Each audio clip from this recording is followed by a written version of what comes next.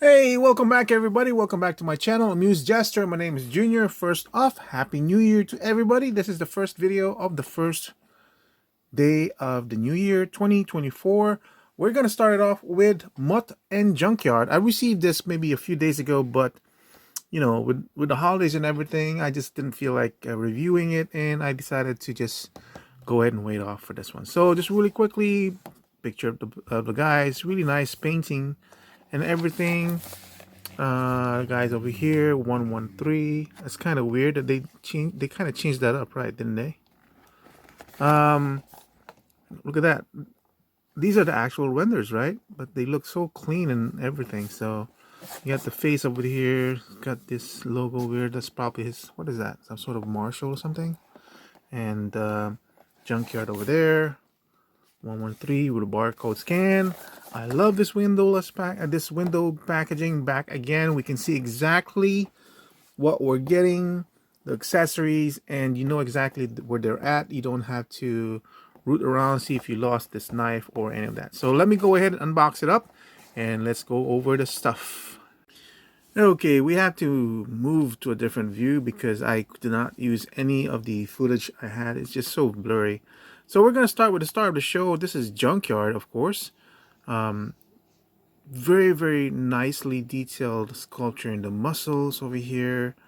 And then the figure of the dog. I think the real star of the show is the head. Now, this is not the head that came with it attached, but in my previous shot, I was saying that this is my preferred look for Junkyard. This face, the sculpture is just phenomenal. The way they did it, the detail they're putting in, it completely steals everything from this two-pack. And this red color over here really really adds highlighting the face of this dog, which is kind of, I would almost say, the surface. I mean, the rest of the body is well done. I mean, the vest over here, you got the pack, some sort of padding over here. No, that's not a saddle, but you know, it's nicely detailed, but there's not a lot of color, right? And that's basically stolen by the collar over here, which then leads you to look at the face. And that face, man, that face just, I just love that face, you know, really well detailed. This is the other head that came with it, the angry head. I mean, it's nice and ferocious and everything. Let me put it on really quickly. Be careful when you put it out because the color might fly off, and it's so small that you might lose it. When you're putting it in, make sure you push it in all the way. You won't hear a snap, but at least, because if you don't, it will just come off really quickly. So there he is. There's Junkyard, really, really mad now. Completely changes the attitude of the animal.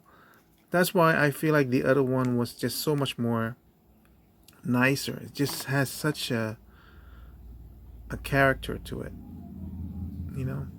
But in terms of articulation, the head is on a different joint than the neck, so you can get that much up and down. You can go all the way, of course, and swivel that head like Exorcist. See how it just popped off? So you really need to plug it in there nice and tight. It does have a little bit of sideways on the head, but you know, with the conjunction of the neck, which is another joint over here, you can get it to go more like that. I guess you don't really need it because you already have the articulation on the head, but it does continue the sculpt, so it's not breaking it too much when you have him like that. And if you only had like an open mouth, then he'd be like, you can do it where you can have him chomping at the Cobra Commander's leg or something. But yeah, that all the movement you're getting is a lot from the head already. So I just I think they put it in there just to so it doesn't completely break the sculpt, you know. So that's pretty cool of them. And then these two legs, they're kind of in a ball joint, so it's not just an up and down, but there is a little bit of sideways over here. And then you have this joint over here, it doesn't give you a lot of movement, but it adds a little bit to it. And then you have another forward and backwards over here. And then finally for the paw, you do have an incredibly amount of movement on that paw, and still has a swivel.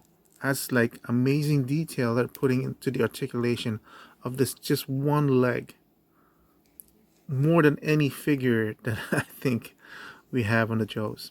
Then you have this cut over here that allows you to have this kind of movement for the body. So that's pretty cool. And then almost the same amount of joint systems and types on the back legs as well.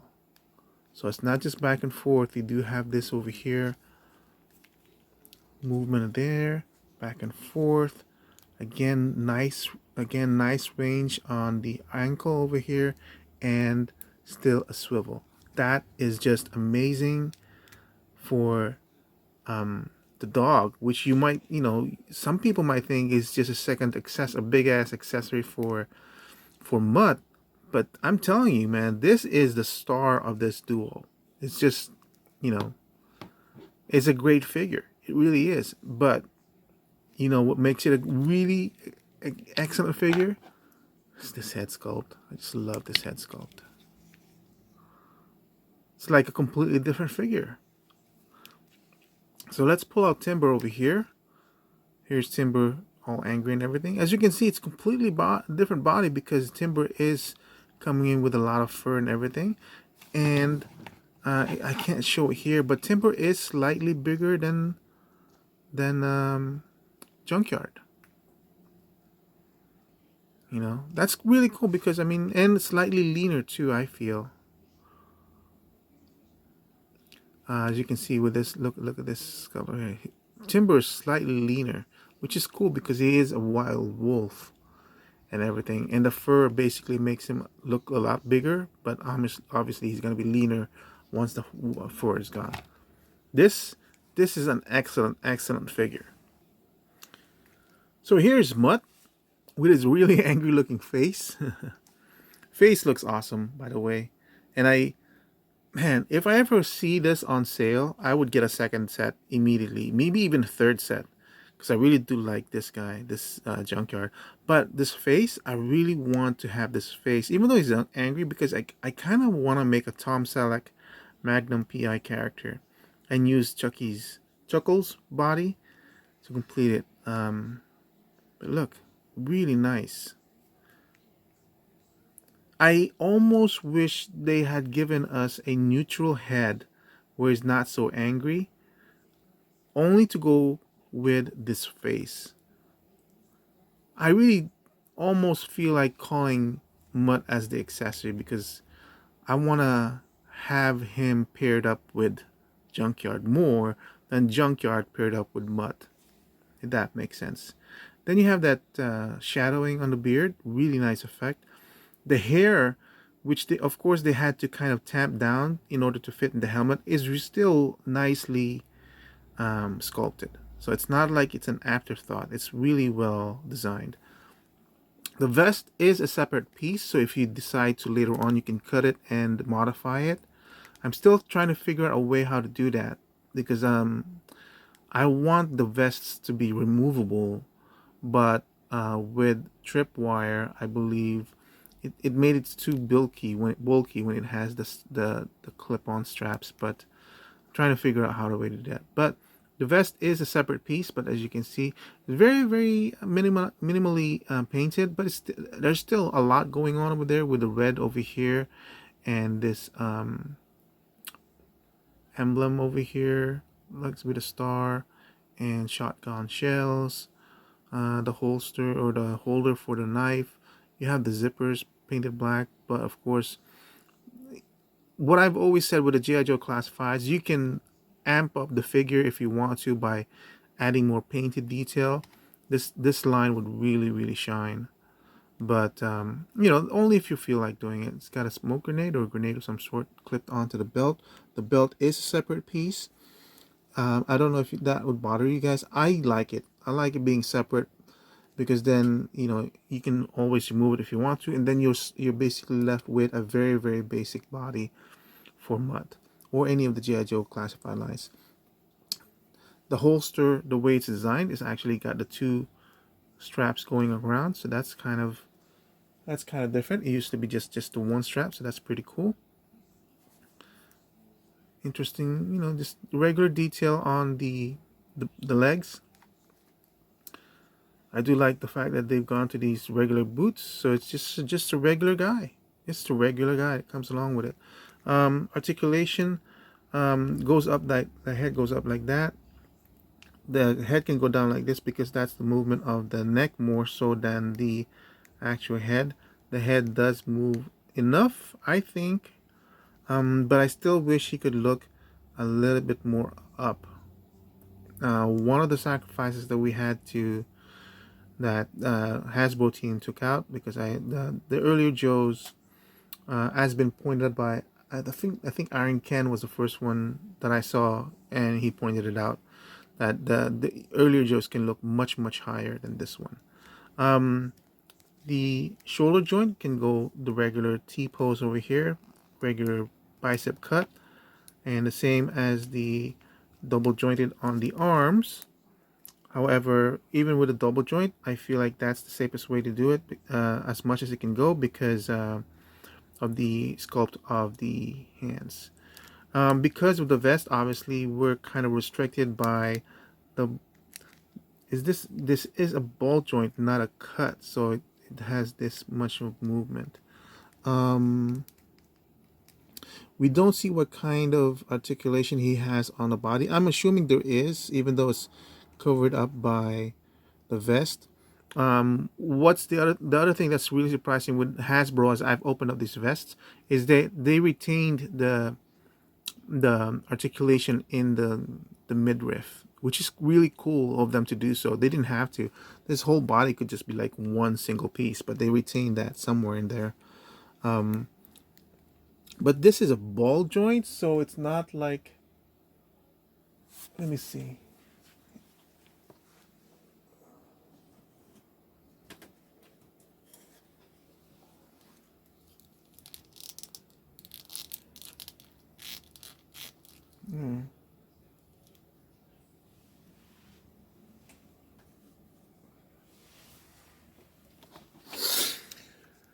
Now going down to the leg part over here, we do have the drop down over there, so that gives us a little bit more range. A thigh cut that goes around, so double jointed on the knee, so we all already know how much that can go up.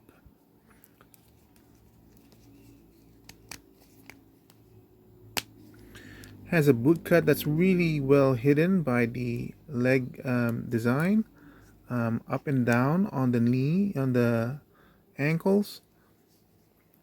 This is the kind of stiffness or looseness that I want on this, so I don't have to be scared when I'm moving it like that, but still able to retain the pose that I want to.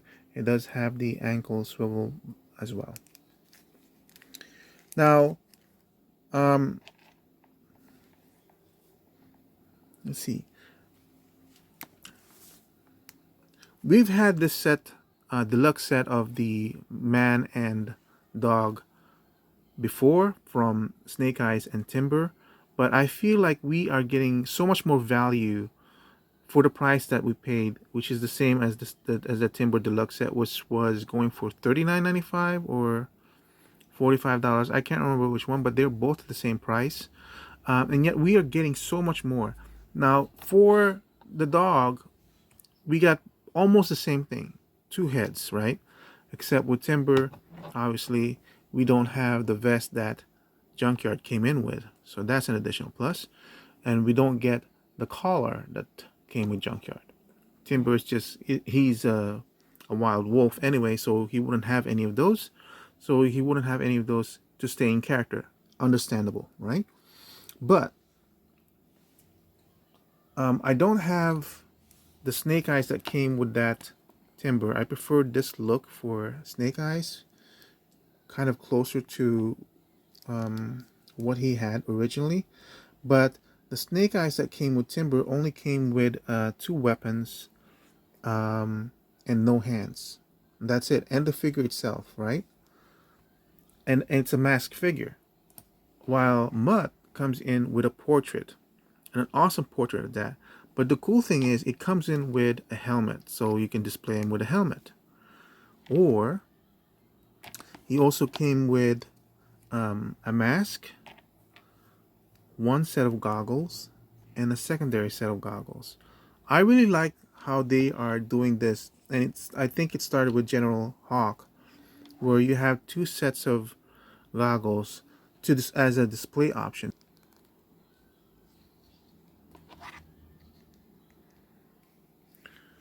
So you can have the display option of having the helmet and the goggles on, if you prefer to. Or you can display Junkyard or Mutt with the goggles and the helmet on.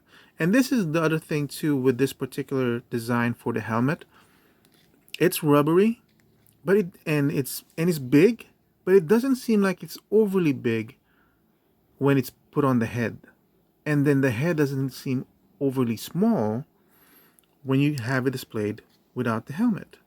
It fits very, very well.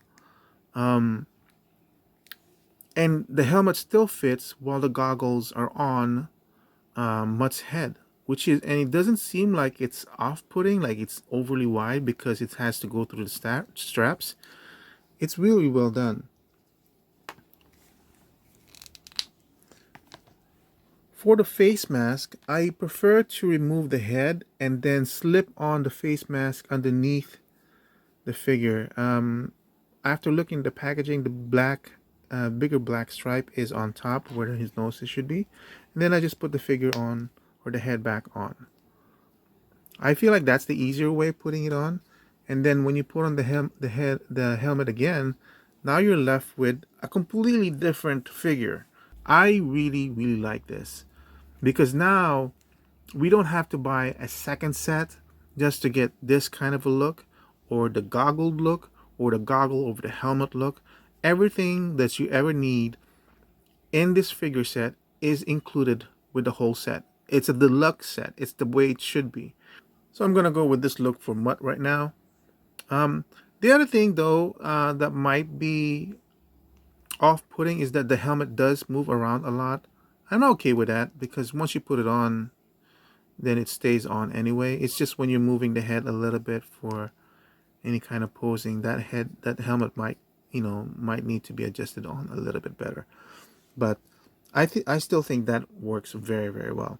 Now this particular figure, let's go with accessories really quickly. He comes with a really short knife, but the nice thing is it is painted silver, so thank you Hasbro for that. It's not just flat black. It does come with a pistol. And I'm surprised that it actually has a different paint app on the, what do you call it, this barrel, stock, whatever. And it's just that jungle green. I could barely tell in the dark room lighting that I have, but it's well appreciated, I should say. And it comes with this gun over here. Again, nicely sculpted. You can paint it up if you want to, and make it stand out a little bit more. And plastic is still soft, but I like this kind of softness. I pulled this out of the tray. It was easy enough to straighten it out without any kind of heated up, and as you can see, it's fairly straight for me. And again, it does have this nice army green paint, and I think it's enough. But if you feel like you needed to weather it up, that's up to you, right? And he fits nicely on one of the arms over here. It's just like the regular Joes and everything, so he can hold that gun if you need to. And then he comes with a baton, so that's kind of nice. Now let me take this gun out really quickly. This is the confusing part for me, right?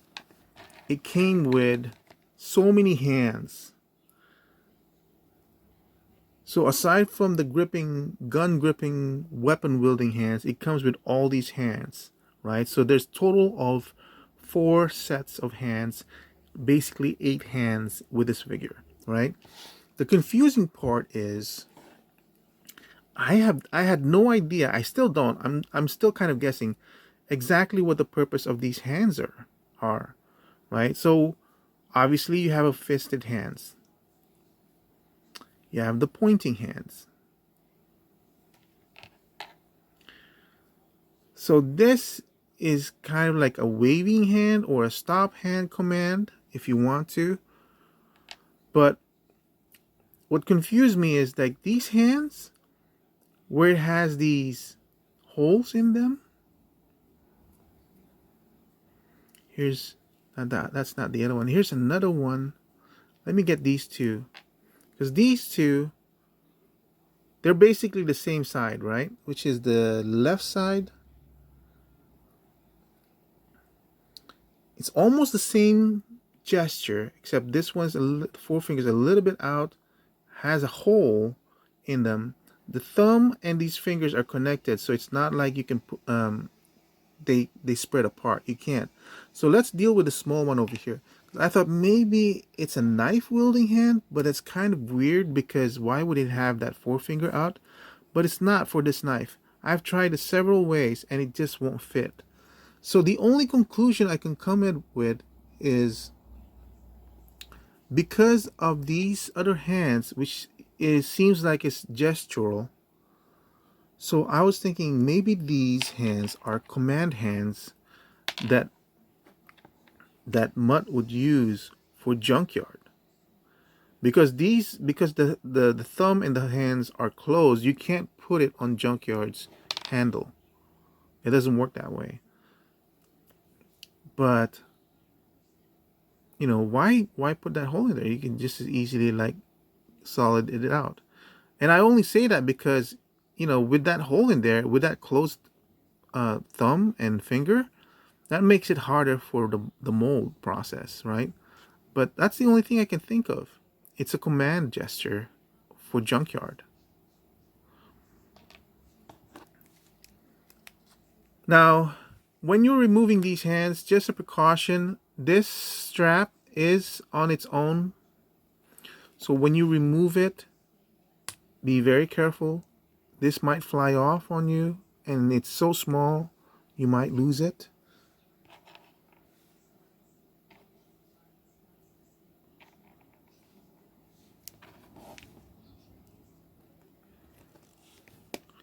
The hands do plug in very easily. I'm not too afraid that it might break off. They might eventually. The connections are so small. For this particular hand, what surprised me is the fact that this piece, this gauntless piece, is actually a separate item. And look, they even painted the inside with hair. That's just an amazing attention to detail that it's easily overlooked and easily could have not been done, and yet they did. So I really do appreciate that from Hasbro and the team that we've got. So here we are with Mutt and Junkyard, and Junkyard apparently wanted to whiz on Timber. That's why Timber is so pissed without Mutt's knowledge.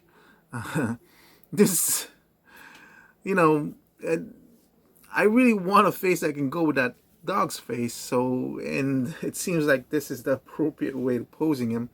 I really love this set. This set, I feel like, is an upgrade from what we've gotten from the Timber and Snake Eyes set. We have so much accessories that it's included in this set that adds to the value of it, because it adds to the playability of it. It adds to the displayability of it. Now, will I ever use all these? Will I play with them a lot and all that stuff? Probably not. I'll probably display them, choose the pose that I want, maybe change it up once or twice a year. But it's really nice to have that kind of option given to us by one set, right? So unlike other companies that would sell the same figure over and over with a small change, an added gesture, and a different face or a different paint app, a different colorization, instead of paying again for the figure just for those small changes, we have the deluxe set in here with everything that we could possibly need. I feel like Hasbro is going towards a good direction with the classified G.I. Joe classified lines, and that's how we have to think about it, right? Hasbro holds Power Rangers, holds Marvel Legends, holds Star Wars, has the Black Series, but I feel like the team that's handling the G.I. Joe classified series is doing a marvelous job of giving us everything that we can get for a figure, for the price. You know, I'm more than willing to pay an additional $10. This is what, $39.95, $45. So $20 more than a regular G.I. Joe line, but we have everything that we could possibly need. And plus, of course, we have Junkyard, which is a well done sculpture and figure by its own right. So paying that extra but getting so much more, I feel is a very, very good balance. It's much, I feel